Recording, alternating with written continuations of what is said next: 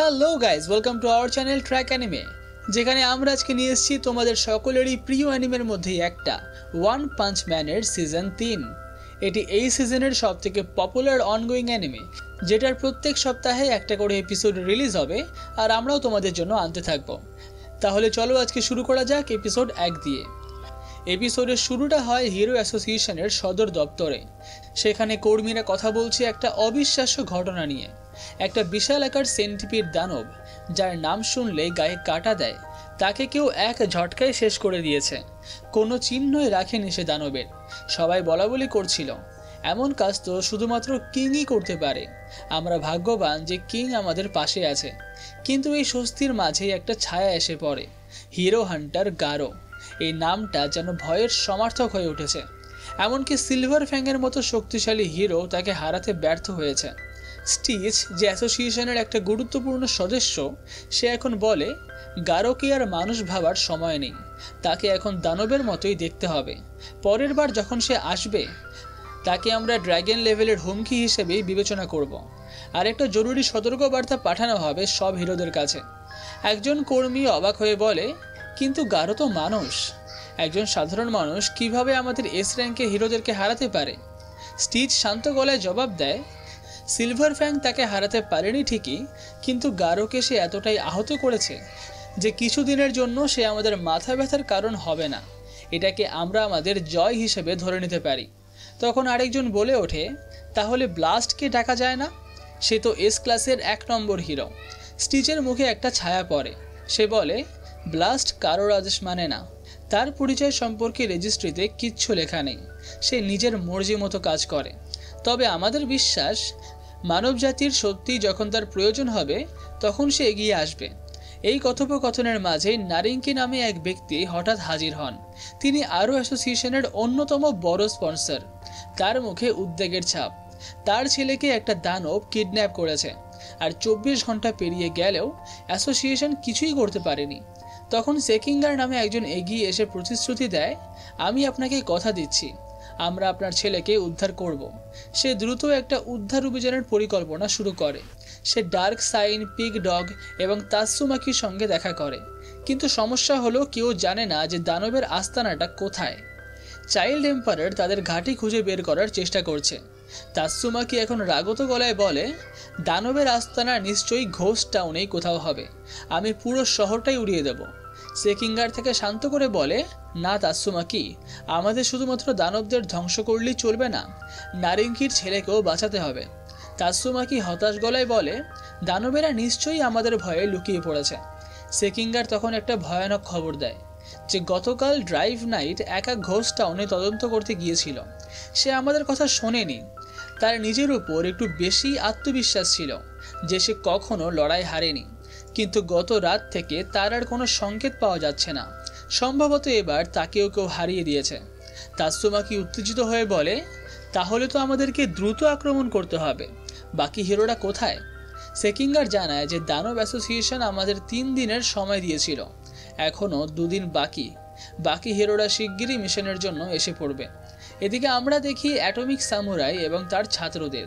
তারা গতকাল থেকেই দানবের ঘাঁটি খুঁজছে, কিন্তু কিছুই পায়নি। অ্যাটমিক সামুরাই ভাবে, যতক্ষণ না ঘাঁটির সন্ধান পাওয়া যায় ততক্ষণ একটু বিশ্রাম নেওয়া উচিত। ঠিক তখনই আমায় মাস্ক নামের এই ক্লাসের 1 নম্বর হিরো হাজির হয়। সে অহংকারী গলায় বলে, শুনেছিলাম এই দলের শক্তিশালী হিরোরা থাকবে। তাহলে এই বাচ্চারা এখানে কি করেছে? এটা কোনো পিকনিক নয় যে তুমি তোমার ছাত্রদের নিয়ে এসছো। এরা তো দানবের হাতে মরবে, যদিও তাতে আমার কোনো সমস্যা নেই। কিন্তু যদি এরা কিডন্যাপ হয় বা দানবেরা এদের ঢাল করে আক্রমণ করে, তাহলে আমাদের সময় নষ্ট হবে। অ্যাটমিক সামুরাই রাগ সামলে বলে, তুমিও কি এই মিশনে আছো? আমায় মাস্ক জবাব দেয়, হ্যাঁ অবশ্যই, দানবের জন্য আমার কনসার্ট বাতিল হয়ে গেছে। সামুরাই বলে, ঠিক আছে, আমার স্টুডেন্টরা অনেক স্ট্রং, ওদেরকে বলে দেব ওরা যেন তোমায় প্রোটেক্ট করে।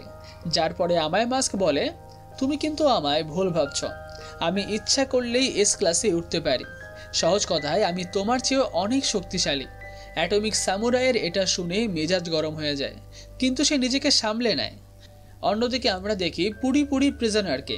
তাকে এই মিশনের জন্য কারাগার থেকে মুক্তি দেওয়া হয়েছে।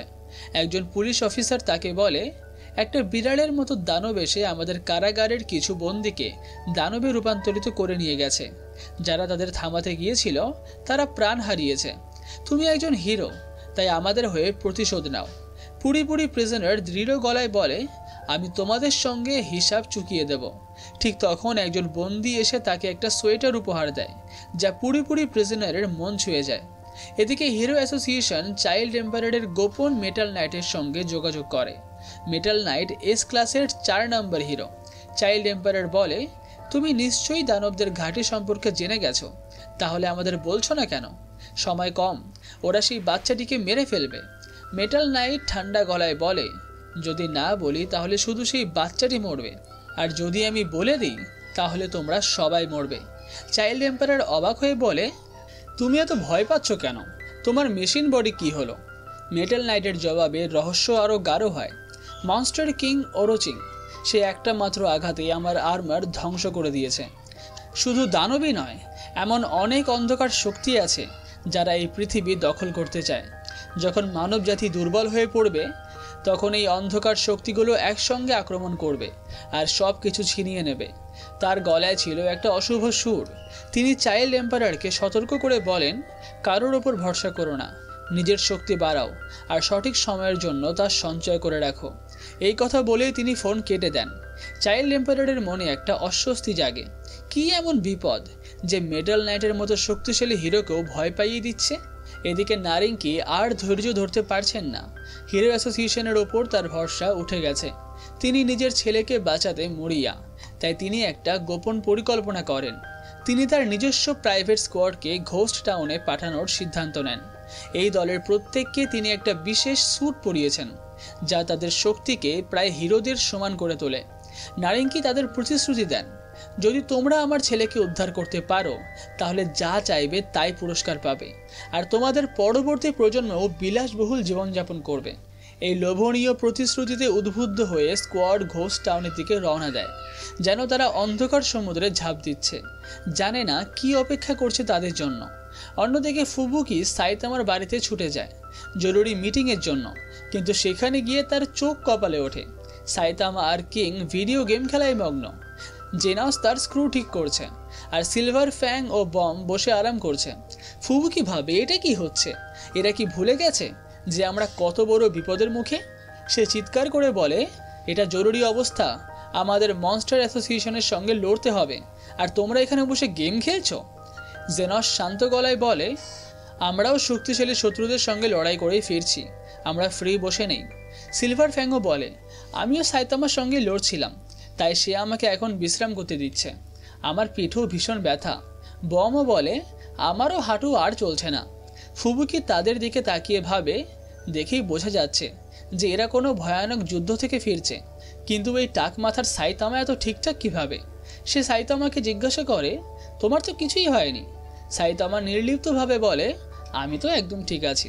ফুবুকি তখন তাদের মনস্টার অ্যাসোসিয়েশনের পরিস্থিতি সম্পর্কে বলে, আর এটাও জানায় যে আমাদের কোনো প্ল্যান করতে হবে। তোমরা কি কোনো খবর পাওনি? জেনাস জানায় যে গতকাল লড়াইয়ে তার ট্রান্সমিটার ভেঙে গেছে, আর বাকিরাও একই কথাই বলে। ফুবুকি হতাশ হয়ে বলে, তাহলে এখন আমরা কি করব? হিরো আর মনস্টারদের মধ্যে যুদ্ধ শুরু হতে চলেছে। জেনাস বলে, আমাকে আগে একটু মেরামত করতে হবে। সিলভার ফ্যাং আর বমও বলে, তারা লড়াইয়ের অবস্থায় নেই। কিংও একটা অজুহাত দিয়ে বলে তার অন্য কাজ আছে। শেষমেশে শুধুমাত্র ফুবুকি আর সাইতামা লড়াইয়ের জন্য প্রস্তুত হয়। ফুবুকি সাইতামাকে বলে, হিরো অ্যাসোসিয়েশনের নিশ্চয়ই শক্তিশালী হিরোদের দল তৈরি করেছে, কিন্তু আমরা যদি কিছু করতে পারি তাহলে আমাদের র্যাঙ্ক বাড়বে। এবারের শত্রু কোনো একটা মনস্টার নয়, তারা সবাই একসঙ্গে একটা সংগঠন তৈরি করেছে, তাদের নিশ্চয়ই কোনো বড় সড়ো বসও আছে। সিলভার ফ্যাং এখন গম্ভীর হয়ে বলে, যদি গারো এই মনস্টার গ্রুপের সঙ্গে যোগ দেয় তাহলে খুবই মুশকিল হবে। বমও বলে, গারোর সঙ্গে একা লড়ার সুযোগ আর পাবো না। যদি তাদের কাছে সেন্টিপিডের মতো শক্তিশালী মনস্টার আরও থাকে তাহলে আমি হিরোর কাজ ছেড়েই দেব।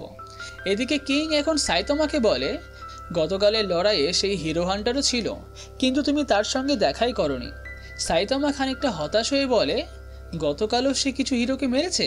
কি লজ্জার কথা, সে আমার কাছে আসেনি, হয়তো আমি টাকলু বলে। আর এই কথা বলেই সাইতামা তার হিরো কস্টিউমটা পরে নেয় আর বলে, আমি এখনই গারোকে খুঁজতে বেরোচ্ছি। তাকে পেলে আমি একটা ঘুষি মেরে তারপরেই ফিরবো। ফেরার পথে বাঁধাকপিও কিনে আনবো। এই বলেই সাইতামা বেরিয়ে যায়। ফুবুকি এখন একা বসেই ভাবতে থাকে, আবারও কেউ আমার কথা শুনলো না। আমি তো এখানে পরিকল্পনা করতে এসেছিলাম, আর সাইতামা একাই চলে গেল। এদিকে মনস্টার অ্যাসোসিয়েশনের ঘাঁটিতে গারোর জ্ঞান ফেরে। মনস্টাররা তাকে বাঁচিয়ে এখানে এনেছে। তার শরীরে তীব্র ব্যথা, আর কিছুই ঠিকঠাকভাবে মনে নেই। সে ধীরে ধীরে একটা বিশাল হলের দিকে এগোয়, যেখানে সে দেখে নারিঙ্কের পাঠানো প্রাইভেট স্কোয়াড ধরা পড়েছে। তারা গারো গিয়োর সামনে প্রাণ ভিক্ষা করছে। এই দলটিকে ধরেছে মেশিন গড G5। সে নিজেও মনস্টার অ্যাসোসিয়েশনে যোগ দিতে এসেছে। G5 বলে, এদের স্যুটগুলো অসাধারণ, কিন্তু এগুলো শুধু এদের জন্যই তৈরি। অন্য কেউ এগুলোকে ব্যবহার করতে পারবে না। তাই এদের জীবিত রেখে আমাদের এদেরকে পুতুল হিসেবে ব্যবহার করতে হবে। তখন ডোয়েস নামে একটা মনস্টার বলে, ঠিক আছে, তাহলে আমি এদেরকে আমার দাস বানিয়ে নেব। আর এই বলেই সে তার চাবুক মেরে সবাইকে নিয়ন্ত্রণে নিয়ে নেয়।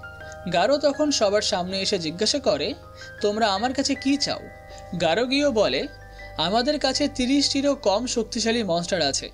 আমরা এখনও হিরোদেরকে হারাতে পারি, কিন্তু আমাদের একজন নেতা আর ঐক্যের প্রয়োজন।